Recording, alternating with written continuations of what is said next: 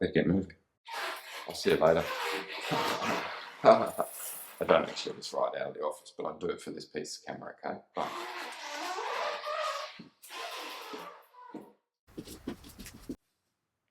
All right. I'll talk to you from the road.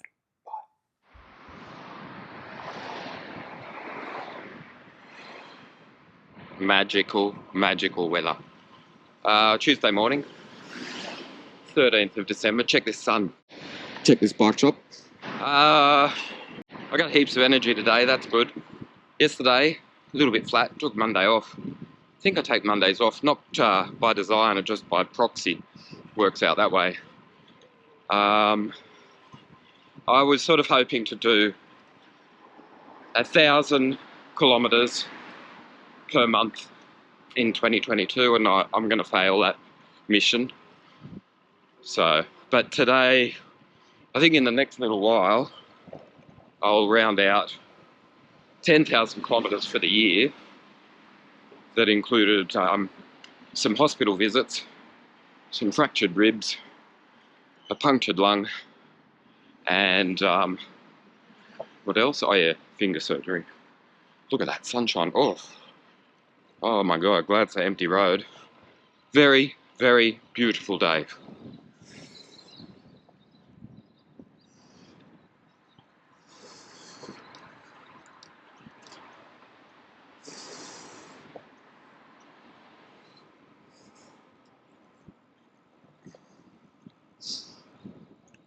And a little bit of architecture photography going on.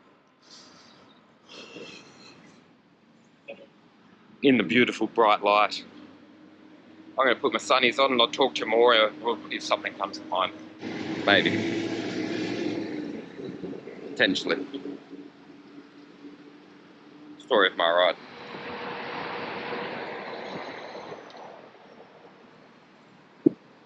If you're familiar with my rides, you know that this is a regular destination early. And good morning. And we can watch this development come to fruition. It started not that long ago with a little bit of clearing of the land, and now the construction is underway.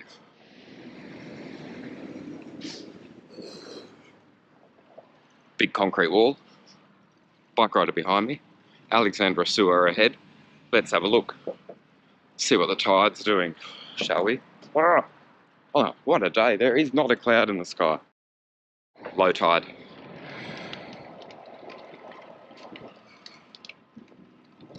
Like a pond. Beautiful, beautiful, beautiful day. We had a storm yesterday. That was pretty, wow. A little bit of lunchtime entertainment, if you enjoy watching lightning and clouds. And I just, from when I spoke to you last, or moments after I spoke to you last, I went through Mascot, which is this, never mind, it's a strange suburb, let's put it that way. So there you go. Why, yeah, anyway, bike riders, cars, Instagram. That's a cool outfit, I like that one. You can't smell what I do because you'd pass out right now because yeah, it looks toxic. And it is very toxic. At least that's what my olfactory sensors tell me. Not my old factory. Anyway, yeah, Mascot, strange place. Totally best to avoid, yeah, best to avoid Mascot. It's kind of stupid. Anyway, there's this bike path that in typical Sydney style leads you to nowhere. And then all of a sudden you've got to jump these, or either go into traffic or jump these plastic, I don't know what they're called, lane guidance structures. Anyway, so I just bunny hopped a couple of them. And then I noticed this, I'll show you.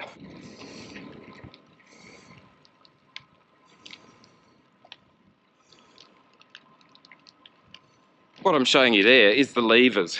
Now, they've been set to the recommended torque. I'm just going to pause because I'm about to go past some bike riders taking Instagram. So the levers have been set up by Hayden at Tune Cycles very professionally and in accordance with the recommended torque settings. But if you do a little jump here and have to avoid traffic there, and you do a little bit of muscling, you know, blah, blah, blah, because you're riding a bike,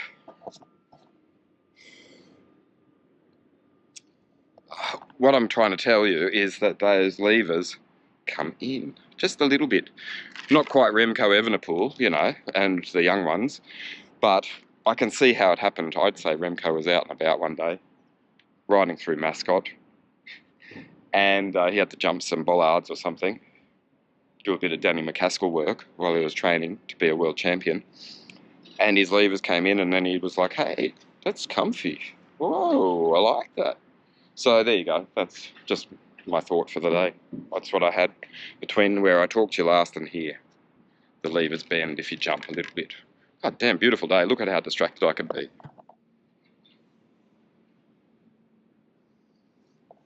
But don't go fishing here. From a boat, yes. From the rocks, don't do it.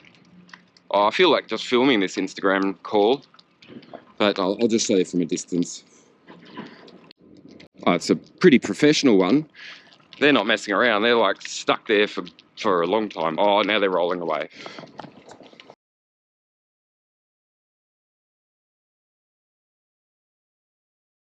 Yeah, so just while I'm talking about levers, I don't know if I've referenced it. I think I have. Earlier today I did, actually. Went to the Di2 launch in Japan back in end of 2008. And at the time that we were having lunch in Kyoto, there was a whisper going out that Lance Armstrong was going to make a comeback. That's where I first heard about it. I was like, no way. He wouldn't be that stupid. Anyway, I just do remember that. And when we were getting the presentation for the original levers of Di2, I referenced Lance because he used to ride with them up about there. Like that angle was like there. And I said, you know, given that I'm speaking with you, the designers at Shimano, about these levers, can you, early generation STI before they became electronic, I said, can you just clarify how they're meant to be? And they said, this should ideally be parallel with the ground. Ta-da. So, back in the early 2000s when Lance was doing his thing, taking heaps of EPO and riding with pistol-style hoods, some people started replicating that because they thought, well, if he's winning like that, well, it might work for me. I don't think it's quite the same with Remco. I think he basically, you know, did his bunny hops. The levers came in, he liked it, and he kept it. It's a bit like, on that topic of position on hoods, spoke with Sean Yates about his odd position. I'll try and put a photo in about here. And it was pretty odd, you have to admit. And I said, what's that all about? And he said, well, one day I was riding, handlebars slipped, had to get to the end of the race, realised I liked it, kept it. So, you know, from accidents, positions are born.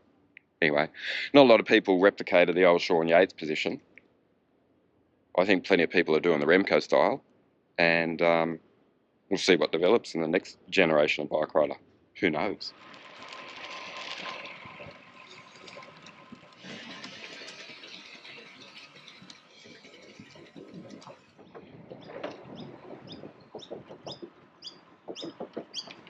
Really is quite lovely, isn't it? I think so.